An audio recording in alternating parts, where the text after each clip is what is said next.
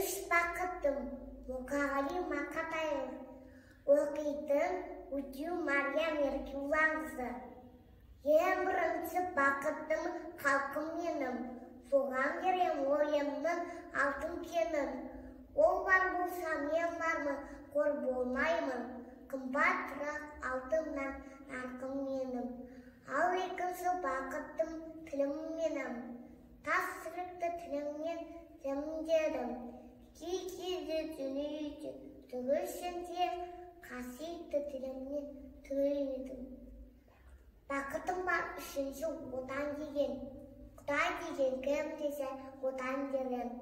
От ішінен жалғанда замарсың да, ойланбай-ақ кел дағы отан менен.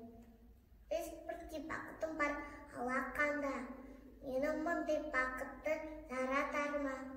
Үш күн нұрын төгеді аспанымнан, Атырау, Алтай, Арқа, Алатауға.